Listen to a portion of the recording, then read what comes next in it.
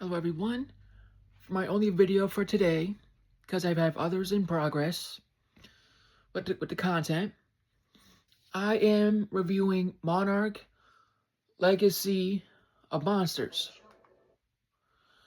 And it's very interesting, to say the least, because it involves a lot of elements of the monster films that you've seen, and they make it more detailed. And those details I'll go into in a few minutes. But before I do, first and foremost, I want to say thank you to everybody. Without all of you, ladies and gentlemen, I won't be where I'm at on YouTube, so thank you very much. And showing support for all my videos and shorts, so thank you. Comment down below, like, share, all the good stuff. With all that said, and out of the way, and I almost forgot, and if you're new on this channel and want to sub on your own accord, please do. With that said, ladies and gentlemen, let's get on with the show today. So, Monarch Legacy of Monsters is basically about monsters being tracked down and how to handle them and to prevent G-Day. And G-Day happened in San Francisco, and one of the main characters has PTSD from it and wants to stop it. But she has help along with her. And these people are smart, and they have to do anything to prevent it, but also to I say this correctly, protect themselves in the process. G-Day is a big threat as a whole. And what I enjoy about this show is it shows how Monarch really operates. And that Monarch are real pain in the asses in this season, because they go after these three individuals, plus the Colonel, who is played by Kurt Russell, because they're trying to do the right thing. They're stubborn, or want to stop them from preventing G-Day. Pretty much so. And it was founded by the by the grandparents of the two main characters. And those two main characters are step-siblings. In other words, the father cheated on each woman, and the son was born and the daughter was born. It's really common sense cheating, in other words. But he wasn't a dumb man. He was smart on all fronts. He's trying to prevent G-Day from happening again on a bigger scale. So he basically faked his death, pretty much.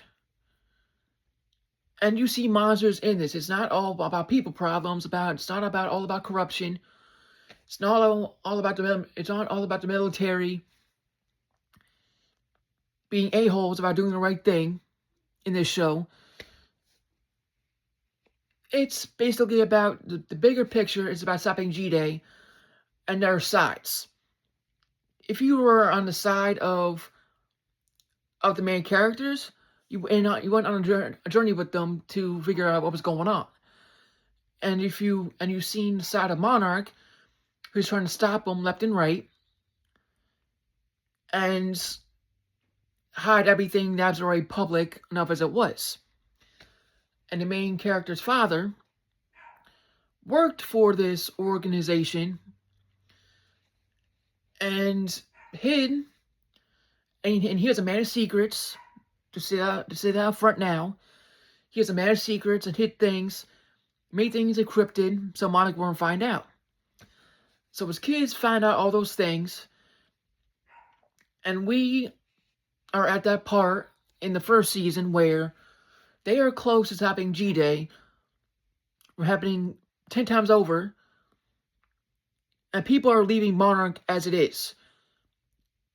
And as I finish watching this series, it's going to be a giant showdown between Titans. And think of it as a science term. Like for the gamma radiation, energy going off left and right. That's what happened last time, and then G-Day happened. So the G-Day happened. G-Day is gonna happen again if it's prevented. And energy spikes are seen through the roof if you see this series. If you're interested. So,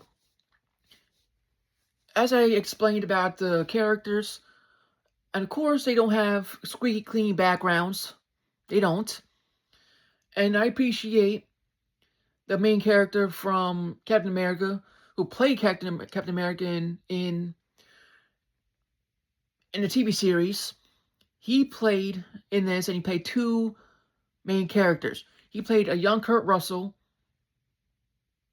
I think, and he played a different character, if I'm right about that. And we see Kurt Russell a little bit older, aka the flashbacks, which I really appreciate. And they give the dates and the event pretty much, which is nice to see. So if you are a fan of the MonsterVerse, a fan of mystery, and a fan of action, this is a perfect for you 110%. To be more specific, if you were a fan of Godzilla -1 or